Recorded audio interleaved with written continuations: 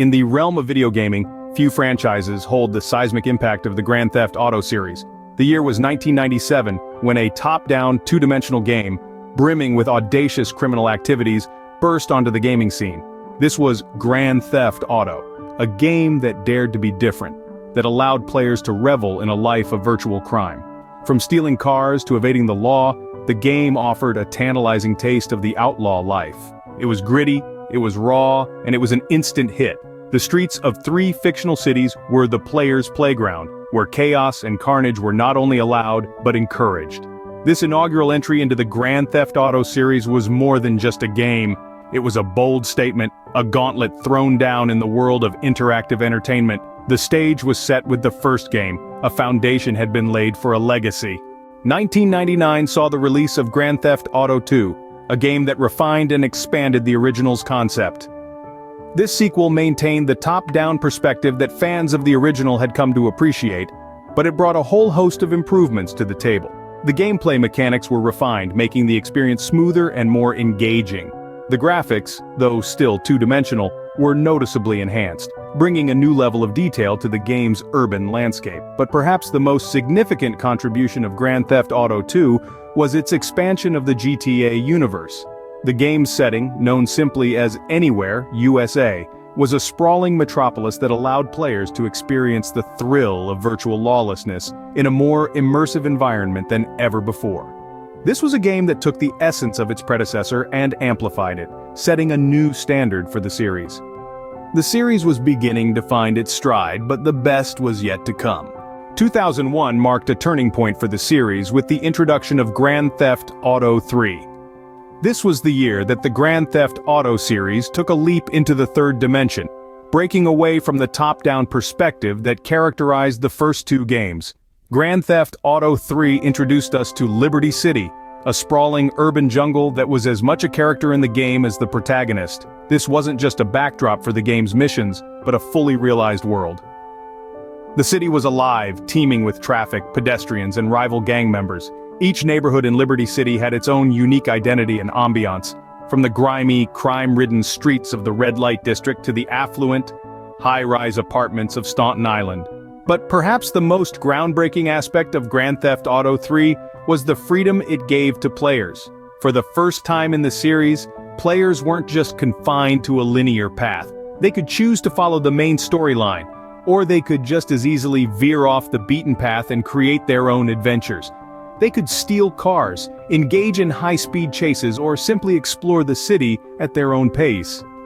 This freedom was a revelation in the gaming landscape of the time.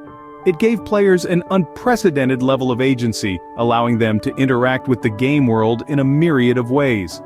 This wasn't just a game, it was a sandbox, a playground where players could let their imaginations run wild. Moreover, the shift to 3D gameplay brought with it a host of improvements. The combat was more engaging, the driving was more responsive, and the missions were more varied and complex. The game also introduced elements of stealth and strategy, adding a new layer of depth to the gameplay. Liberty City became the playground of gamers worldwide, and the landscape of gaming was forever changed. Grand Theft Auto 3 was a game changer, a title that redefined what a video game could be. It laid the groundwork for the open-world games of today, and its influence can still be felt in the industry.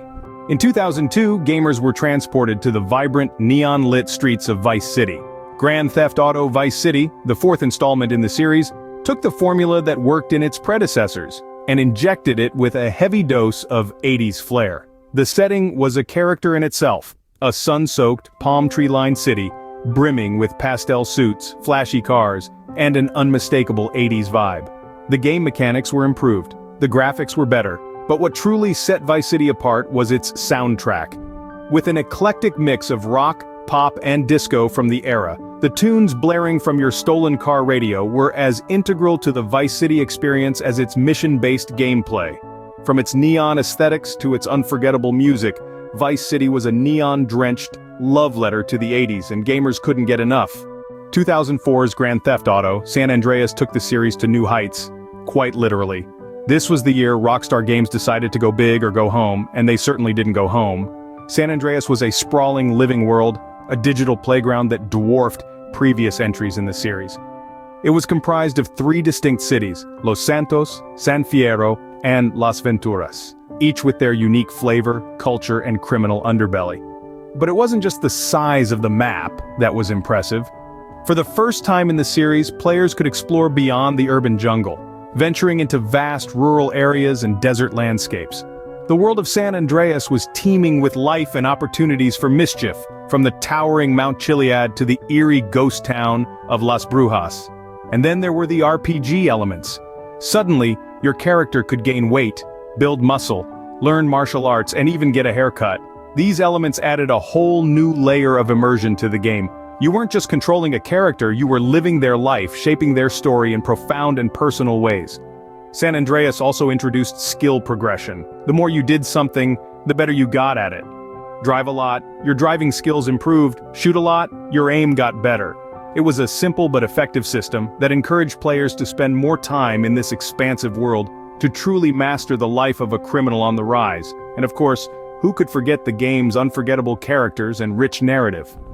From the tragic hero CJ to the charismatic and treacherous Big Smoke, San Andreas was a wild ride from start to finish. It was a game that dared to dream big, to push the envelope of what a video game could be. San Andreas was a sprawling epic, a game that truly pushed the boundaries of what was possible. It was a testament to the power of video games as a medium for storytelling and world building, and even 2 decades later, its legacy continues to shape the industry. Grand Theft Auto 4 in 2008 marked a shift towards realism and immersion. This installment in the series took a deep dive into character development, focusing on the story of Niko Bellic, an immigrant from Eastern Europe with a shady past. The narrative was more mature, tackling themes of family, betrayal, and the pursuit of the American dream. But it wasn't just the story that evolved. The depiction of Liberty City was a game changer. It wasn't just a backdrop for the action, it was a character in its own right. With its towering skyscrapers, bustling streets, and grimy back alleys, Liberty City felt alive. Every nook and cranny was meticulously designed to mirror the real New York City. This attention to detail extended to the game mechanics as well, with a more realistic driving and physics system. GTA 4 was more than just a game, it was a living, breathing world. In 2013, Grand Theft Auto V arrived, and it was nothing short of a phenomenon. The game took the series' signature open-world design and cranked it up several notches, offering players an environment that was not just sprawling, but teeming with life, detail, and endless opportunities for exploration. From the sun-soaked streets of Los Santos to the rugged wilderness of Blaine County, every inch of San Andreas was crafted with an unprecedented level of care and attention. But the game's ambition didn't stop at its world design. For the first time in the series, players could step into the shoes of not one, not two, but 3 distinct protagonists. Each character, the retired criminal Michael, the unhinged loose cannon Trevor, and the ambitious street hustler Franklin, had their own unique personalities, storylines, and skill sets, providing a diverse and engaging gameplay experience.